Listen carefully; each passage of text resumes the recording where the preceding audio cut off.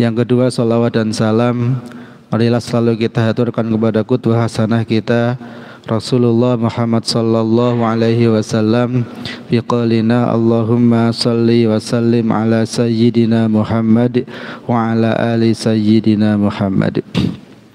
Alhamdulillah, kita saat ini berada di bulan yang sangat mulia, bahkan berada di 10 hari yang terakhir.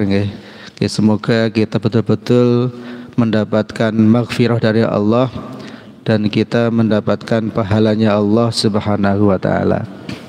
Pada kesempatan ini insyaallah kita akan bahas tema yang mungkin agak sedikit sulit tapi ini penting bagi kita yang hidup di era sekarang, yaitu tentang penempatan metode ilmiah di dalam Islam. Nah, ini penting sekali karena ini kita hidup di era seperti saat ini, sehingga kita perlu tahu bagaimana menempatkan hal itu di dalam Islam. Bapak dan Ibu yang dirahmati oleh Allah, di Islam itu datang untuk mengajak kita berpikir, untuk menggunakan hati nurani kita, sehingga hal-hal yang sifatnya tahayul itu betul-betul ditolak dan dilarang oleh Islam. Islam mengajarkan kepada kita untuk berpikir yang rasional, berpikir yang logis, dan menggunakan kaidah kausalitas dalam melihat sesuatu. Salah satu hadis yang sangat jelas di dalam menolak masalah tahayul, jadi pernah ada suatu kejadian di masa Rasulullah Shallallahu Alaihi Wasallam. Jadi Rasulullah punya putra satu-satunya, namanya Sayyid Ibrahim. Kemudian atas izin Allah, beliau dipanggil oleh Allah di waktu mudanya. Kemudian ketika peristiwa itu terjadi berbarengan dengan peristiwa lain, yaitu terjadi gerhana matahari. Nah, kemudian masyarakat termasuk umat Islam pada waktu itu berpikir umumnya, manusia pada umumnya, yaitu berpikir otak-atik gathuk ya. Dan ini biasa kita juga begitu ya, berpikir otak-atik gathuk, jadi di otak-atik biar gathuk. Kemudian mereka mengatakan, wah ini memang benar Nabi beneran ini ya. Sampai ketika putranya wafat saja alam ikut bersedih, yaitu yang ditandai dengan ikut gerhana, yaitu terjadinya gerhana matahari. Ini Nabi beneran ini. Kalau enggak Nabi beneran, enggak mungkin ada gerhana matahari. Ini dalam satu hadis Nabi sangat jelas sekali ya. Nah, ketika banyak para sahabat yang punya pendapat seperti itu, apa kata Rasulullah? Nah, maka kemudian Rasulullah meluruskan pendapat itu, bahwa berpikir otak-atik gathuk seperti itu gak dibenarkan di dalam Islam. Bahwa terjadinya gerhana itu bagian dari kebesaran Allah yang mengikuti sunnatullah, atau kalau zaman sekarang mengikuti nature, mengikuti hukum alam, bukan karena hidupnya atau wafatnya seseorang. Di beberapa waktu yang lalu saya itu lihat sebuah di tayangan di suatu YouTube ya, tentang orang-orang yang convert ke Islam, masuk ke Islam, orang Amerika. Ternyata ada orang yang dapat hidayah Allah itu gara-gara hadis itu. Ya. Jadi orang ini punya pendapat bahwa Islam itu adalah agama yang tidak rasional. Agama yang terlalu mengkultuskan seseorang. Agama yang menempatkan Nabi Muhammad sebagai orang yang berlebihan. Ya. Sehingga segala sesuatu itu enggak rasional. Nah, kemudian orang ini membaca-baca buku Islam. Nah, sampai dia itu dan digambarkan oleh ada yang ada di benak dia, Nabi Muhammad itu pembohong, Nabi Muhammad itu sukanya itu melakukan sesuatu untuk kepentingan sendiri, yang jelek-jelek lah ya. Makanya dia membenci Islam. Nah, akhirnya dia itu membaca buku tentang Islam. Nah, kemudian salah satunya ketemu hadis ini. Nah, hadis ini itu ternyata yang membuat dia itu terfikir. Selama ini yang dia pikir bahwa Islam itu adalah untuk kepentingan Nabi Muhammad. Gitu. Dan Nabi Muhammad membodohi masyarakat menggunakan Islam. Nah, dia sampai pada hadis tentang masalah gerhana ini, dia kaget. Loh, kok enggak seperti bayangan saya? Kalau Nabi Muhammad itu pembohong, kalau Nabi Muhammad itu adalah orang yang suka memanfaatkan ajaran, mestinya peristiwa ini dikapitalisasi. Begitu ada umat Islam itu mengeluh-elukan Nabi, wah ini benar memang Nabi akhir zaman. Buktinya sampai matahari aja ikut bersedih. Itu kalau Nabi Muhammad seperti bayangan orang Barat, harusnya peristiwa ini dikapitalisasi. Harusnya Nabi Muhammad mengatakan, iya benar, inilah salah satu tanda kenabian saya gitu. Tapi ternyata tidak. Ternyata di dalam hadis itu tergambar dengan jelas bahwa Nabi Muhammad itu bukan orang yang berpikir tahayul, bukan orang yang mengkapitalisasi ajaran untuk kepentingan sendiri.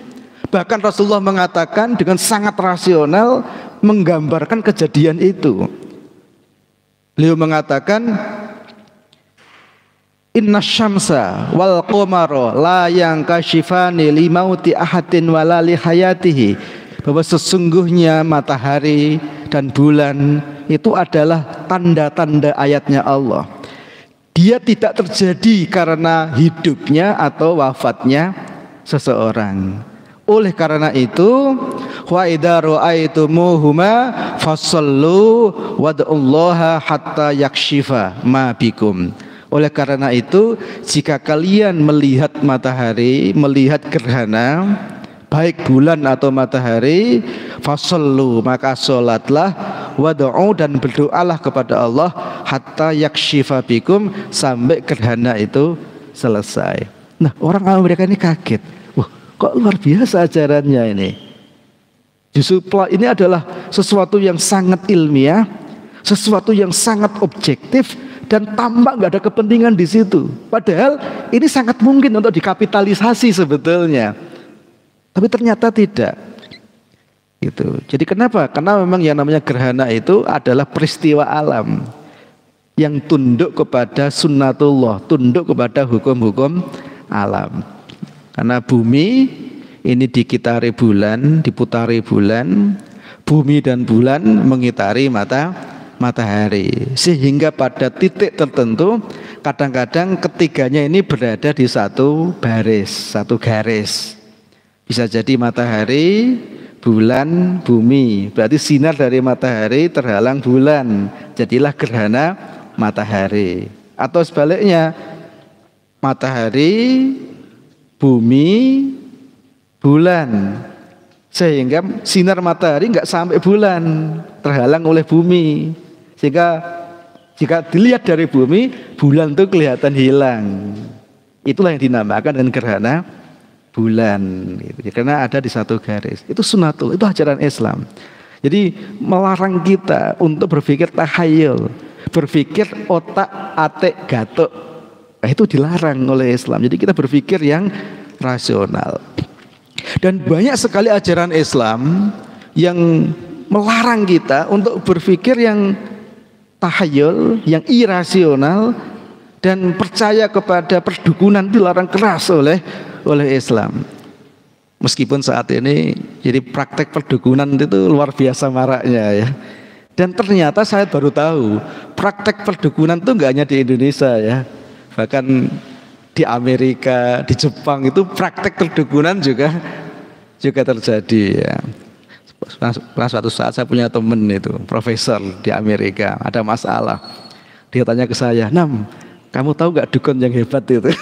profesor fisika lah ini ya, dari Amerika. Ya ternyata perdukunan tuh Ya di mana-mana terjadi ya. Nah, gimana Islam memandang perdukunan? Jadi dukun itu bagian dari otak-atik gatuk. Ya, ya sebagian mungkin benar, tapi tidak semuanya benar. Dan Islam mengatakan dalam satu hadis sahih yang diriwayatkan oleh Imam Ahmad dikatakan man ata arrafan fasa'alahu an syai'in lam tuqbal lahu sholatun arba'ina lailatan. Siapa orangnya ata arrafan, datang kepada tukang ramal, tukang meramal nasib. Ya meramal itu ya ada kalanya benar, ada kalanya salah. Kata Rasulullah, fasa'alahu an syai'in, kemudian ketika dia datang, kemudian dia menanyakan tentang sesuatu, lam tuqbal lahu sholatun, sholatnya ini tidak diterima oleh Allah arba'ina lailatan, selama 40 hari. Enggak diterima oleh Allah Subhanahu wa ta'ala. Bahkan dalam satu hadis yang lain ini lebih jelas lagi. Hadis riwayat Imam Ahmad, man ata kahinan au arrafan fasaddaqahu bima yaqul faqad kafara bima unzila ala Muhammadin. Man ata kahinan, siapa orangnya yang datang ke dukun. Jadi kan pernah enggak? Ya kalau yang pernah ya sudah ya. Mungkin belum tahu. Okay. Man ata kahinan, siapa orangnya yang datang ke dukun, au arrafan, atau tukang ramal, fasaddaqahu, kemudian ia membenarkan, faqad kafara ala unzila bima Muhammadin, maka sesungguhnya konsekuensinya dia telah kufur dengan apa yang diturunkan kepada Muhammad. Berarti sudah kufur dengan Quran, kufur dengan hadis. Siapa yang bilang? Yang bilang Rasulullah Sallallahu Alaihi Wasallam. Nah kalau di Jawa istilahnya pinter ya. Kita nggak pernah menyebut dukun ya. Kita nyebutnya apa? Orang pinter ya. Ini istilah yang luar biasa. Kita itu sering memilih diksi-diksi yang menarik ya. Mana ke orang pinter. Nah, kalau ke orang pinter kan kelihatan benar ya. Ya. Kalau dalam Islam itu tidak begitu. Kalau datang jangan ke dukun ya. Kalau datang ke orang pinter, maksudnya ke orang berilmu itu harus ya. Kita boleh tanya. Rasul di dalam Al-Quran dikatakan fas'alu ahlaz dzikri in kuntum la ta'lamun. Tapi kalau datang ke tukang dukun yang dia mungkin tahu sesuatu, mungkin dari jin atau dari apa, nah itu yang oleh Rasulullah dikatakan orang yang membenarkan tukang dukun, maka dikatakan Rasul faqad kafara bima unzila ala Muhammadin. Jadi Islam itu sebetulnya ajaran yang sangat rasional, yang melarang kita kepada praktek-praktek tahayul, praktek-praktek perdukunan, jika segala sesuatu itu memang harus dilihat secara rasional, dilihat secara ilmiah.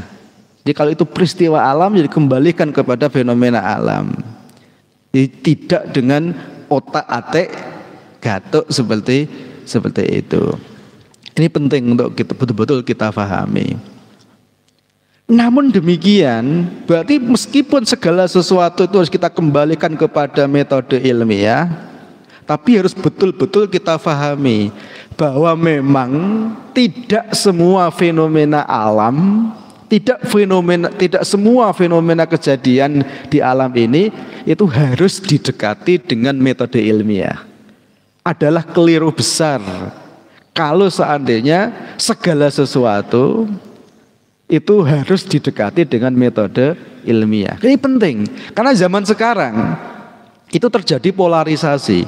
Di satu sisi ada orang-orang yang tahayul, di sisi lain ada orang-orang yang begitu mendewakan metode ilmiah ini. Sehingga muncul yang dinamakan dengan saintifisme. Dengan berbagai macam alirannya, ada positivisme dan lain sebagainya, yang mengatakan bahwa yang namanya kebenaran itu harus terbukti secara ilmiah. Jadi kalau tidak terbukti secara ilmiah, maka itu sebetulnya hanya mitos. Kemudian dia mengatakan sains, kebenaran itu buktinya, itu dasarnya adalah fakta, based on fact. Dasarnya fakta. Kemudian dia mengatakan sementara religion based on the assumption. Kemudian sains agama itu didasarkan kepada asumsi. Sehingga akhirnya orang-orang yang mendewakan sains ini, dia menganggap kebenaran itu dasarnya hanya sains, sementara kalau sesuatu itu tidak berdasar pada sains, maka itu hanya dianggap sebagai mitos. Nah, kemudian dia mengatakan yang namanya agama itu dasarnya bukan sains, maka agama itu jadi mitos gitu. Kan jadi ngaco kan? Dan ini banyak terjadi. Ya kan, memang kita datang ke dukun ya jadi sesat. Kita datang ke ilmuwan juga banyak yang sesat. Jadi enggak sekolah ya sesat, sekolah ya sesat juga. Kenapa? Karena kita menempatkannya tidak proporsional. Apa itu metode ilmiah? Bagaimana cara menempatkannya? Betul enggak bahwa segala sesuatu itu harus didasarkan pada metode ilmiah? Ini yang penting untuk kita pahami. Oh, saya kan bukan dosen Pak atau Ustadz. Iya, tapi anak-anak kita kan sekolah. Makanya kadang-kadang ada anak kita sekolah, bahkan kita ajari ngaji, bahkan ada yang sampai hafal Al-Quran. Begitu sekolah, pulang-pulang sudah tidak percaya dengan Quran kadang-kadang ya. Kenapa? Karena dia terracuni dengan toksik, dengan filsafat-filsafat, dengan pandangan-pandangan yang sebetulnya tidak difikirkan secara mendalam. Nah, apa itu metode ilmiah?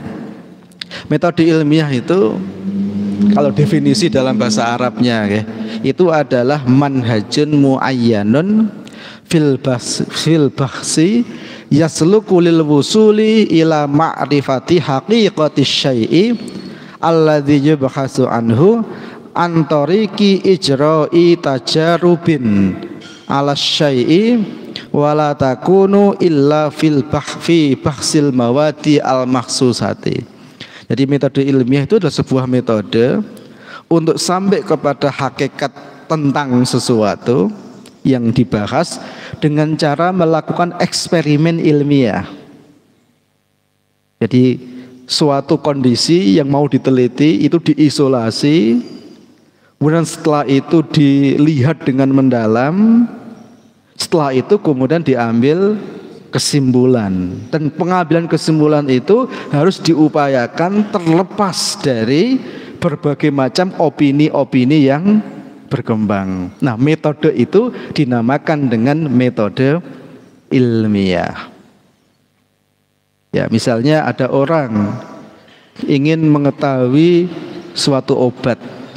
Ini obat ini itu manjur atau tidak, maka metode yang digunakan metode ilmiah untuk melihat, kemudian setelah itu akan kelihatan nanti efisiensi obat ini itu berapa persen.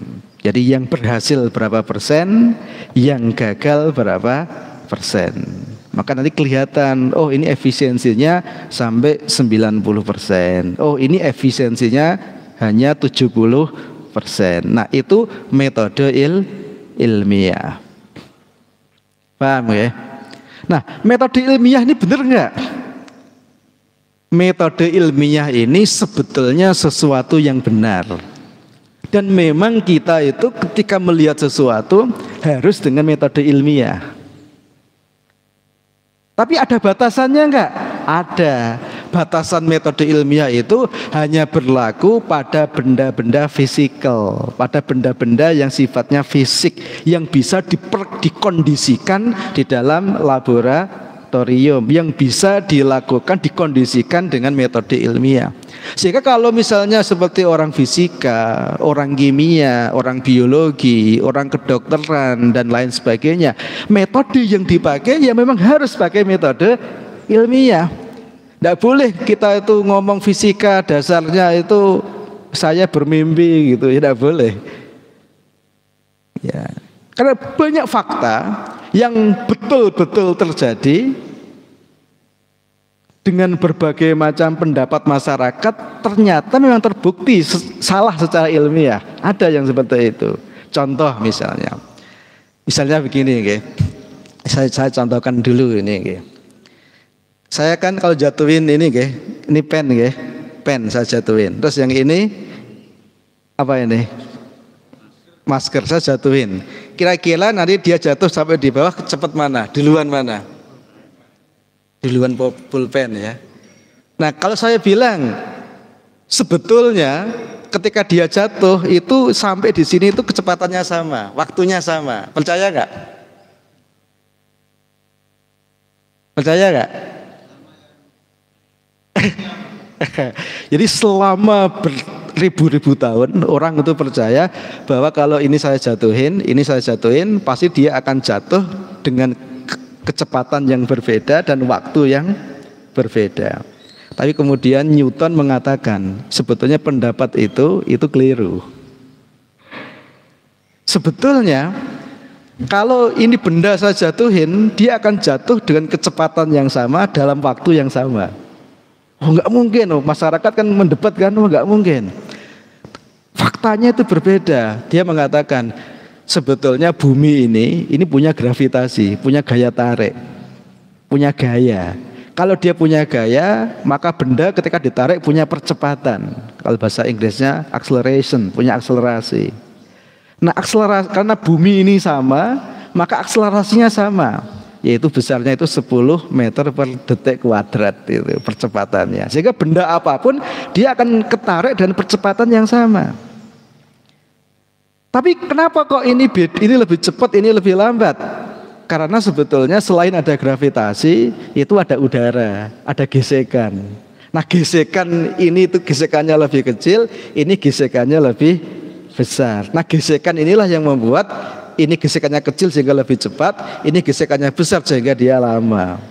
Kalau nggak percaya silakan kita cek di laboratorium. Makanya didesain sebuah laboratorium, ada suatu tempat, kemudian dia ditarik udaranya sampai mendekati vakum, ada ada bulu, ada barbel yang terbuat dari inti besi, kemudian dijatuhkan, diamati dengan seksama ya. Ternyata betul kecepatannya sama gitu. Nah itu metode ilmiah, sehingga pandangan orang yang selama ribuan tahun terbukti clear. Inilah awal muncul tentang metode ilmiah itu di situ. Dan memang betul, metode ilmiah itu betul. Munculnya sains, munculnya teknologi, munculnya HP, munculnya mic, munculnya lampu, munculnya apalagi yang kita punya itu, ada LCD, ada internet, semua itu memang adalah hasil dari metode ilmiah. Jadi metode ilmiah itu benar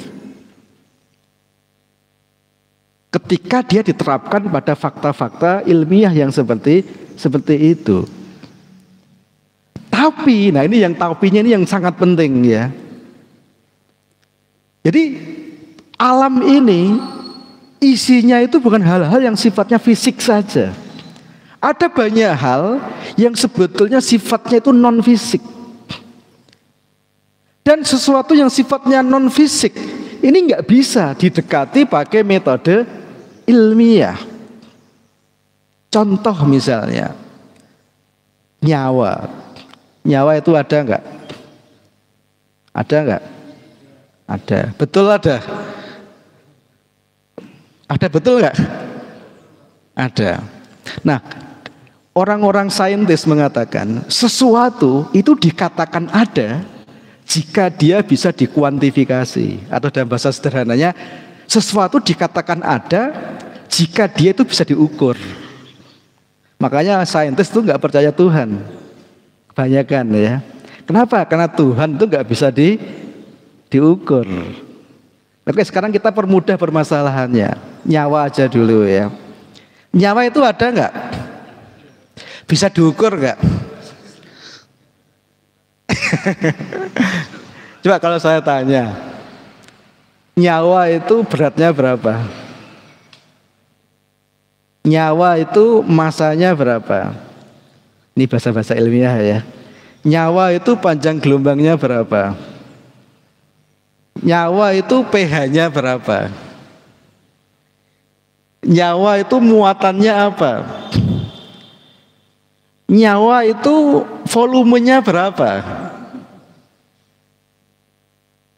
Nyawa itu energinya berapa? Tidak ada satupun metode ilmiah yang bisa membuktikan adanya nyawa.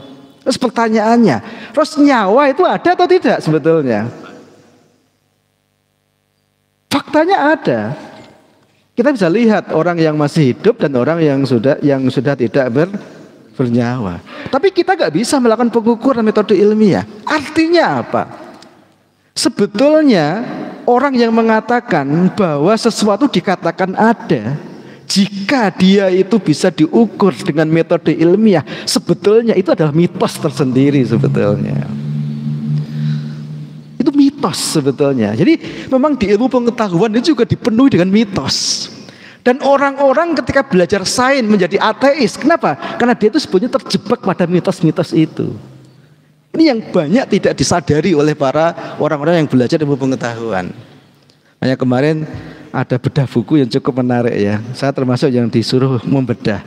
Judulnya itu The Assumption of Science. Jadi The 10 Assumption of Science. Jadi 10 asumsi di dalam sains. Jadi kalau orang selama ini menganggap bahwa sains itu objektif, tanpa asumsi, tanpa praduga, sebetulnya itu adalah asumsi tersendiri. Orang yang mengatakan sains itu tanpa mitos, sebetulnya itu adalah mitos tersendiri. Jadi kata-kata itu sebetulnya adalah mitos tersendiri. Jadi sains itu banyak mitos sebetulnya, banyak asumsi.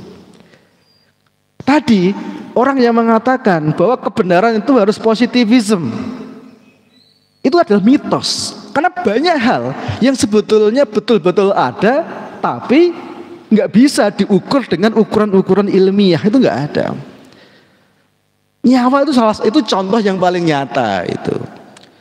Makanya dulu di zaman Rasulullah ada orang yang bertanya tentang nyawa. Kemudian Rasulullah dibimbing oleh Allah. Katakan Muhammad, qulir ruhu min amri rabbi wa ma utitum minal ilmi illa qalila. Katakan bahwa nyawa itu urusan Tuhanku. Dan kita tidak diberi ilmu, tidak diberi pengetahuan oleh Allah kecuali hanya sedikit. Bahkan Rasulullah saja nggak dikasih tahu nyawa itu sebetulnya apa. Terus kapan dia keluar kita nggak tahu ya. Terus keluarnya bagaimana? Terus kalau keluar dia lari kemana? Ya kemana kira-kira? Atau dia nempel di langit-langit atau kemana? Ya jawabannya apa? Jawaban yang paling pas itu adalah wallahu a'lam. Jadi orang yang mencoba menjawab itu sebetulnya menunjukkan kebodohan ya. Ya jawaban yang pintar sebetulnya itu ya kita tidak tahu. Jadi memang di dunia ini itu banyak hal yang memang tidak tunduk kepada metode ilmiah. Inilah yang kemudian oleh para ulama disebut dengan nama metode akliyah. Jadi kalau metode akliyah itu, jadi memang akhirnya dunia ini itu harus didekati dengan dua hal. Ada metode ilmiah, ada metode akliyah. Kalau metode ilmiah itu tadi dengan cara eksperimen. Dan ini hanya berlaku pada benda-benda yang bisa dikondisikan. Seperti dalam fisika, kimia dan lain-lain. Sementara hal-hal yang lain yang tidak bisa dikondisikan itu nggak bisa pakai metode ilmiah. Justru metode yang harus dipakai itu metode akliyah. Nah, apa itu metode akliyah? Kalau metode akliyah itu dikatakan bahwa manhajun muayyanun fil bahsi yasluku lil wusuli ila ma'rifati haqiqati syai'i alladhi yabhasu anhu an tariqi naqlil hissi bil waqi biwasitatil hawasi ila dimaghi biwujudi ma'lumatin sabiqatin yufassiru biwasatatiha hadzal waqi. Jadi metode akliyah itu adalah menilai sesuatu tentang fakta yang kita indra dengan dasar previous information, dengan dasar maklumat sebelumnya, informasi sebelumnya. Nah, itu namanya metode akliyah. Jadi dasarnya itu informasi sebelumnya. Kalau metode ilmiah justru nggak boleh ada informasi sebelumnya. Ya, misalnya fakta kebenaran tentang sejarah, fakta kebenaran tentang bahasa, fakta kebenaran tentang ruh, fakta kebenaran tentang halal dan haram, itu semuanya nggak bisa pakai metode ilmiah, tapi metodenya harus metode akliyah. Jadi informasi sebelumnya yang sudah kita pastikan informasi itu benar adanya, itu namanya metode akliyah, bukan metode ilmiah. Makanya untuk mengatakan sesuatu itu halal atau haram itu nggak bisa pakai metode ilmiah. Halal atau haram ya, coba nanti dulu saya amati di laboratorium. Kalau di situ nggak ada bakterinya, nggak ada kumannya, oh ini halal. Itu nggak begitu caranya mengatakan itu halal atau haram. Tapi untuk mengatakan halal atau karena halal atau haram itu dasarnya itu adalah ayat atau hadis. Kenapa? Karena halal dan haram itu berhubungan dengan akhirat, diridhoi Allah atau tidak, surga atau neraka. Nah, sementara surga neraka itu belum bisa diamati saat ini dengan metode apapun, dengan mikroskop, dengan teleskop, dengan alat imaging apapun nggak akan bisa kelihatan itu surga neraka itu. Sehingga nggak bisa tunduk dengan metode ilmiah. Maka kita harus tunduk kepada metode akliyah. Nah, kalau untuk mengatakan hukum Islam halal atau haram, maka dasarnya itu adalah informasi sebelumnya, yaitu Quran atau sunnah. Kalau Quran mengatakan haram, ya maka itu haram. Kalau Quran mengatakan halal, ya maka itu halal. Bukan pakai metode ilmiah, bukan dengan cara diteliti efektifnya seberapa, bukan begitu. Bahwa riba itu haram, dasarnya apa? Itu dasarnya metode akliyah, yaitu Quran atau sunnah. Bukan dengan metode ilmiah. Oh, coba sekarang kita amati. Ini ikan riba nih, coba kita amati. Setelah 10 tahun kira-kira masyarakat jadi sejahtera atau tidak? Nah, kalau jadi sejahtera berarti ini enggak haram, kalau enggak sejahtera berarti itu metode ilmiah, bukan begitu caranya. Sehingga kita perlu tahu bahwa memang tidak semua hal itu tunduk kepada metode ilmiah.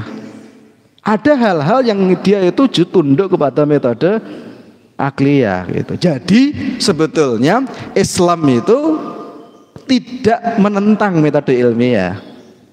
Jadi Islam tidak menentang metode ilmiah, tidak menentang Barat secara mentah-mentah, itu tidak. Tetapi menempatkannya secara proporsional sesuai dengan fakta kehidupan. Nah, itu Islam. Nah, ini penting untuk kita pahami sehingga memang kita itu bisa menempatkan sesuatu pada proporsinya. Sehingga kalau kita bisa menempatkan sesuatu pada proporsinya, maka semakin kita bertambah ilmu, maka kita semakin yakin dengan kebenaran Allah, semakin yakin dengan Islam, sambil kita menghasilkan teknologi yang semakin bermanfaat bagi manusia. Ini memang perlu kaidah, betul perlu rule yang kita semua umat Islam perlu paham. Dan ini banyak yang nggak paham ini. Banyak profesornya umat Islam yang nggak paham. Sehingga akhirnya begitu banyak belajar, bukan semakin yakin dengan Islam, semakin ateis atau paling tidak agnostik jadinya ya. Kalau ateis itu anti Tuhan, kalau agnostik itu percaya Tuhan tapi anti agama itu. Na'udzubillah, tsumma na'udzubillah. Kenapa itu terjadi? Itu terjadi karena mereka enggak mendalam dalam melihat fenomena kehidupan. Maka Islam sebetulnya mengajarkan kita tentang hal yang cukup mendalam. Dan memang ini perlu dikaji secara serius ya. Ya, itu misalnya para ulama juga udah nulis kitab yang membahas hal ini dalam kitab At-Tafkir atau kitab apa namanya Dirasat fil Fiqhil Islam, itu dibahas panjang lebar. Tapi ya memang untuk membahas ini kita butuh agak berpikir cukup dalam ya. Jadi kita tidak cukup hanya dengan banyak apa namanya. Karena kadang-kadang kita tuh kalau ngaji apa namanya senengnya itu yang humor ya. Ya humor itu penting ya. Penting, tapi yang paling penting justru itu ya kita memahami apa namanya kebenaran, memahami fenomena kehidupan dan bagaimana duduk masalahnya dilihat dalam pandangan Islam. Barangkali itu mungkin pengantar ya, kayaknya tadi sudah belnya sudah berbunyi ya. Mungkin kalau ada satu atau dua hal yang mau ditambahkan, monggo.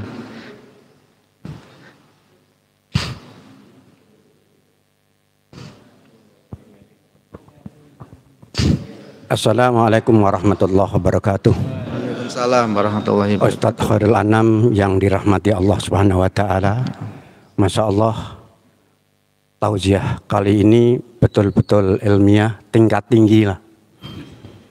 Saya teringat kata-kata Profesor Woodward yang mengatakan bahwa religion without science is lame, but science without religion is blind. Kemudian ad-dinu huwal aklu, la ad-dina liman la aklalahu. Itu yang pertama. Kemudian yang kedua, kembali pada awal pembicaraan tadi mengenai tatayur atau perdukunan. Ini pertanyaan saya pertajam sedikit. Andaikan saya ini seorang muslim taat sejak kecil. Kemudian dalam perkembangannya sebagai mahasiswa kami belajar, akhirnya saya juga tidak mengimani betul, tapi saya percaya ada aliran kebatinan yang selaras dengan Islam itu, sehingga saya double gardan. Satu, percaya pada Quran, satu percaya pada kitab atau aliran itu, sehingga saya juga percaya bahwa besok kalau meninggal dunia itu akan reinkarnasi gitu, reinkarnasi. Lah ini double gardan yang demikian ini sesungguhnya sudah keluar dari Islam apa enggak? Sebab dalam Islam itu kalau meninggal dunia ya alam barzah kemudian alam akhirat. Tapi ini karena saya masuk ke situ, akhirnya saya reinkarnasi. Itu aja, terima kasih. Assalamualaikum warahmatullahi wabarakatuh. Waalaikumsalam warahmatullahi wabarakatuh.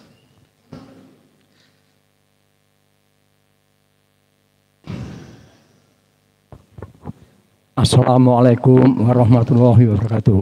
Waalaikumsalam warahmatullahi Ustadz, wabarakatuh. yang ingin saya tanyakan yaitu mengenai dengan perkembangan teknologi ya, itu barang-barang yang dulu itu artinya maju ya, tetapi ada ini mohon maaf ya, dari hasil yang mutakhir itu perkembangan itu maju sekali. Kita contoh aja yang sampel ya. Dulu zaman dulu itu perkembangan musik itu hanya yang dibuat dari misalnya dari bambu, dari apa. Tetapi akhirnya sampai sekarang itu ada organ, ada yang macam-macam ya, ada TV yang itu. Tetapi mengenai ini, tapi dalam tadi Ustadz mengatakan Islam itu tidak menentang ya. Tetapi ada dari hasilnya itu, dari riset yang dihasilkan itu ada yang mengharamkan. Contoh aja kita gampangnya ya. Kalau itu musik itu ada ustadz yang mengharamkan, itu ada ustadz yang melihat gitar aja itu barang haram, lihat viol itu barang haram. Itu menurut ustadz bagaimana? Padahal kita sendiri banyak orang yang senang dengan musik. Terima kasih. Wassalamualaikum warahmatullahi wabarakatuh. Waalaikumsalam warahmatullahi wabarakatuh. Tadi kayaknya ada banyak pertanyaan tadi. Mungkin nanti kalau banyak mungkin kali kena waktu nanti kita maksimal sampai jam 6. Nanti kalau yang belum terjawab mungkin di lain kesempatan tapi nggak apa-apa, kita dengarkan dulu. Assalamualaikum Ustaz Anam. Waalaikumsalam warahmatullahi wabarakatuh. Kami mau menanyakan tentang tadi masalah dukun dan ilmiah ya. Bagaimana jika seseorang atau umat Islam ya sebagian itu saat ini kan banyak Tat, itu mendatangi orang alim Tat. Jadi ya kalau orang Jawa mengatakan dukun ya, tapi orang ini orang ahli ibadah, orang alim Tat. Kemudian di sana dia itu meminta ya kayak ikhtiar ya Tat ya. Kemudian si ustadz ini atau orang alim ini mengatakan kamu nanti pulang membaca ini sekian ribu, membaca ini 2.000, membaca ini sekian ratus, nanti kamu akan mendapatkan seperti ini, seperti ini, seperti ini. Itu hukumnya gimana Tat? Itu yang pertama. Yang kedua, mungkin 1-2 kali, 1-2 tempat masih ada saat ini di pondok-pondok pesantren yang tradisional. Itu karena kami juga melihat diri di Purworejo, ada santri-santri yang meminum minumannya kiai Tat. Itu secara ilmiah bagaimana? Karena habis diminum kiai, wah rebutan santri pada minum, katanya orang Jawa mengatakan ngalah berkah. Nah ini mohon tadi diluruskan apakah ini bagaimana kaitannya dengan masalah kaidah Islam. Demikian. Assalamualaikum warahmatullahi wabarakatuh. Waalaikumsalam warahmatullahi wabarakatuh. Cukup nggih? Nggih, Sun. Ini pertanyaannya susah ini. Nggih. Tadi yang pertama tentang tadi luar biasa ya, diladina liman la aklahu, kemudian double garda tadi. Yang pertama percaya dengan Islam, tapi dengan juga percaya dengan aliran kebatinan. Ini penjelasannya panjang sebetulnya. Jadi begini, secara umum itu begini. Jadi memang ajaran Islam itu adalah ajaran yang betul-betul luar biasa. Karena sebetulnya manusia itu kan berpikir ya, manusia itu berpikir. Nah ketika manusia itu berpikir, bertindak, bahkan merasa tentang sesuatu, itu bergantung pada pemikiran dasar. Nah pemikiran dasar inilah yang kemudian dinamakan dengan nama akidah.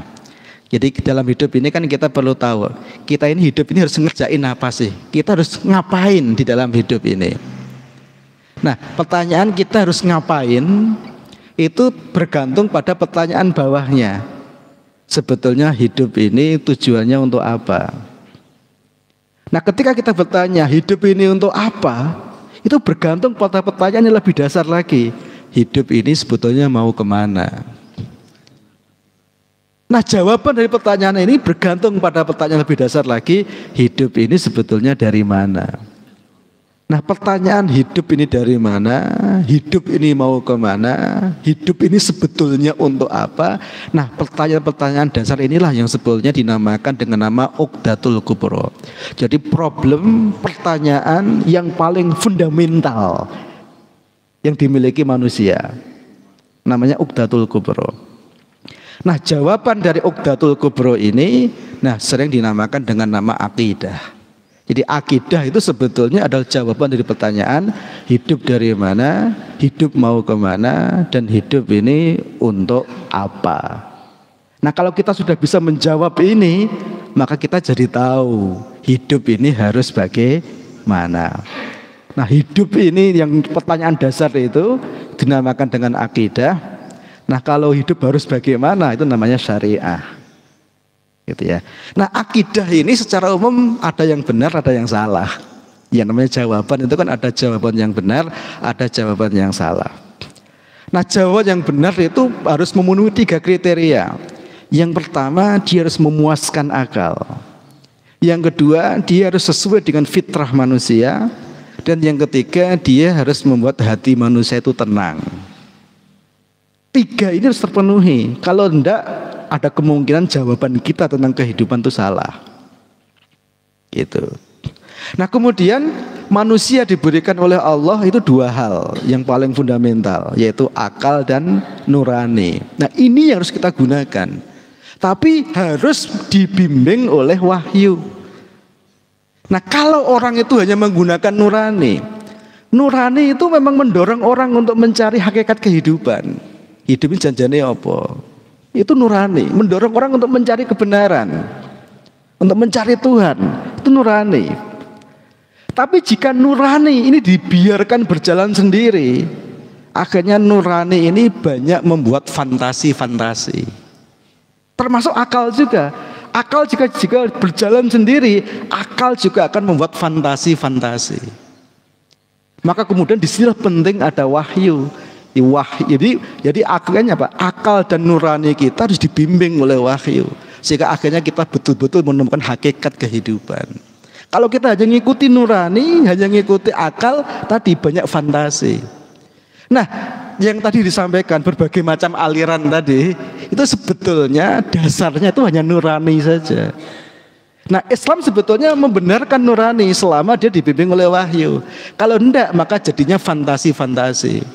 Maka seperti konsep reinkarnasi, itu sebetulnya itu fantasi. Itu fantasi sebetulnya. Ya, memang dorongan nurani itu sebagian benar, tapi sebagian itu justru makanya munculnya khurafat, munculnya cerita-cerita hayal, itu sebenarnya muncul dari di-generate oleh nurani tadi yang nggak dibimbing oleh wahyu tadi ya. Jadi kalau kita ditanya apakah aliran kejawen itu semuanya salah? Enggak, sebagian itu benar, sebagian itu salah. Terus ukurannya apa? Ukurannya wahyu, harusnya begitu. Gitu. Nah kemudian boleh nggak kita tuh double garda gitu ya? Nah ini menarik ini ya. Jadi mungkin sedikit cerita ya. Jadi dulu ada salah seorang sahabat Nabi, namanya itu Abdullah ibnu Salam.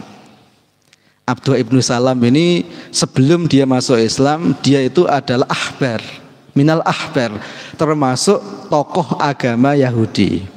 Tokoh orang yang luar biasa, ahli kitab, Abdullah ibnu Salam ini. Nah begitu Rasulullah datang, dia menemukan kebenaran bahwa Rasulullah itu memang Nabi akhir zaman. Maka kemudian Abdullah ibnu Salam ini masuk Islam. Nah ketika beliau masuk Islam, nah yang namanya manusia kan punya sejarah ya. Manusia itu kan punya latar belakang. Nah, termasuk Abdullah ibnu Salam ini punya latar belakang. Beliau ahli Taurat, ahli betul, bukan sekedar ahli-ahlian ya. Karena dia seorang ahbar, seorang rahib sebetulnya. Maka ketika dia itu masuk Islam, dia itu unik. Uniknya itu apa? Dia menjalankan Islam, tapi di sisi lain dia nggak bisa move on dari ajaran Taurat. Ya kalau hari Sabtu dia masih memuliakan hari Sabtu. Termasuk kalau teman-temannya makan unta, dia gak mau makan unta. Kenapa dia gak mau makan unta? Karena menurut dia di dalam Taurat unta itu haram, dalam Quran unta itu mubah, maka saya ikut yang haram aja gitu. Maka dia gak mau makan. Jadi dia punya praktek keagamaan yang sinkretis, gabungan antara Quran sama Taurat. Nah kemudian terkait dengan fenomena ini akhirnya turun ayat udkhulu fis-silmi kafah. Jadi masuklah Islam secara kafah. Jadi masuk Islam secara kafah itu sebenarnya latar belakang asbabun nuzulnya itu peristiwa ini sebetulnya. Yang itu ditentang oleh Allah. Tidak boleh beragama begitu. Jadi beragama itu harus totalitas, yaitu dengan ajaran dari Allah, yaitu dari Quran dan Sunnah. Kita nggak boleh double garda, nggak boleh. Tapi harus satu garda, yaitu ajaran Islam. Bahwa kita yakin ada beberapa ajaran di sana yang tidak bertentangan itu memang iya. Tapi dasar untuk menilai itu adalah Quran dan Sunnah. Gitu. Jadi kita tidak boleh kemudian dasarnya itu selain Quran dan Sunnah gitu. Meskipun memang betul, jadi tidak semua yang dikatakan oleh dukun itu salah, itu enggak. Memang ada yang benar. Enggak semuanya salah, ada yang benar. Gitu. Tapi kita enggak boleh membenarkan. Makanya termasuk dalam ahli kitab juga begitu. Jadi makanya Rasul mengatakan la tusaddiquhu wa la tukadzibuhu, jangan membenarkan tapi juga jangan mendustakan, karena bisa jadi benar bisa jadi salah. Terus gimana? Ya udah kita biarin aja. Yang penting pokoknya kita itu percaya apa yang ada dalam Quran dan kita mengamalkan apa yang ada di dalamnya. Yang di luar sana ya kita sekedar jadiin informasi saja, jangan diyakini. Kira-kira begitu ya. Ini udah jam 6. Mungkin singkat tentang musik ya. Kalau tentang tadi masalah tentang mendatangi Ustadz Kiai mungkin lain waktu ya. Tentang musik jadi begini. Jadi sebetulnya memang tentang musik ini terjadi khilafiyah. Ada beberapa hadis yang mencela musik. Ada beberapa hadis yang di situ itu musik itu terjadi pada zaman Rasul. Jadi misalnya bahkan Rasulullah ketika hijrah ke Madinah, beliau kan disambut dengan musik. Ya, yaitu dengan rebana, yaitu dengan sebuah lagu Tola'al Badru Alaina. Ada hadis yang mengatakan jadi ada sahabat bermain musik, kemudian Rasul itu menghindar. Nah, kemudian sebagian ulama punya pemahaman karena Rasul menghindar, maka ini menunjukkan kalau itu adalah haram. Maka ada yang punya pemahaman musik itu haram.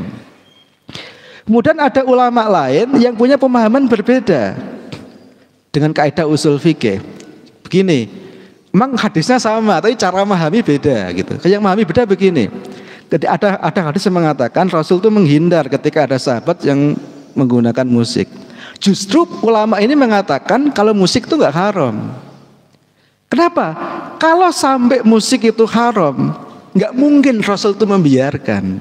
Pasti Rasul itu melarang sahabatnya yang bermain musik. Nggak mungkin Rasul itu membiarkan sahabatnya melakukan keharaman. Bahwa Rasul menghindar ketika sahabat nggak main musik, itu menunjukkan kalau Rasul itu nggak suka musik. Tapi musik sendiri itu nggak haram. Kalau itu haram, Rasul pasti melarang, karena beliau nggak mungkin membiarkan sahabatnya berbuat keharaman di depan matanya. Nah, itu kaidah usul fikih nanti muncul begitu.